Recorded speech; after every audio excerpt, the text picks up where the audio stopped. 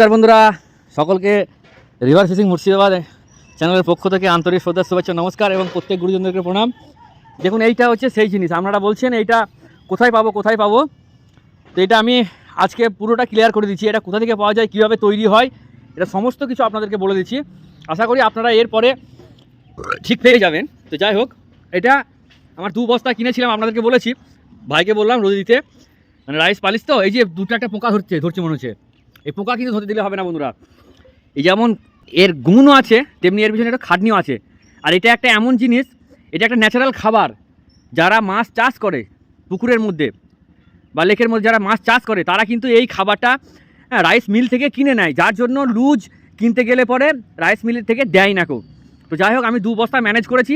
এটা হচ্ছে আমরা যখন চাল, ভাতের মুড়ি যে খাবার চাল আমরা বানাই রাইস মিলে, যখন তৈরি হয় তখন প্রথমবারে দেয় কুঁড়ো বের হয়, ধানের খোসাটা কুঁড়ো বলে, কুঁড়ো বের হয়। সেই চালটাকে যখন চালের সেদ্ধ করার পরে চালের মধ্যে ফাটা ফাটা ভাব থাকে, সেটাকে পালিশ করার জন্য যখন সেই চালটাকে দ্বিতীয়বার আবার পুনরায় পালিশ করে, তখন এই গুঁড়ো গুঁড়ো হয়ে এগুলো বেরিয়ে আসে। হ্যাঁ, আর এর মধ্যে হয়তো 2-1 চালও থাকবে। হ্যাঁ, 2-1 চালও থাকবে, কেননা এটা চাল থেকে এরকম চালের একটা চালের দানা, এই যে হাতে দেখা যায় আমি, এরকম চালের দানা, ঠিক আছে, চালের দানা। তো এইটাই হচ্ছে রাইস পালিশ।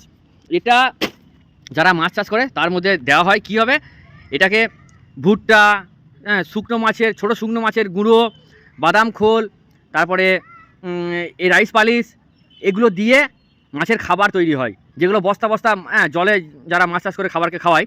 ঠিক, এটা ন্যাচারাল খাবার। এটাতে রুই, মৃগেল, কাতলা, কালবোস সব রকম কার্প জাতীয় মাছ খায়।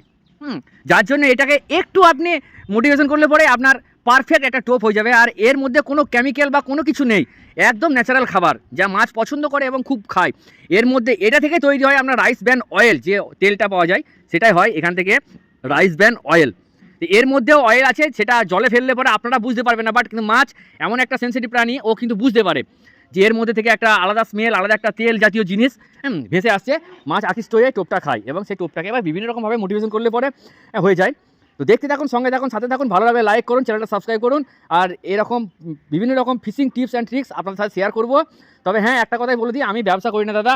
হ্যাঁ দাদা ভাইরা, বন্ধুরা, আমি ব্যবসা করি না। কেউ বলবেন না যে 2 কেজি 5 কেজি 10 কেজি দেন, সেটা আমার পক্ষে সম্ভব নয়। হয়তো অনেকে বলবেন যে পারেন বলে বলছেন, তা নয় দাদারা।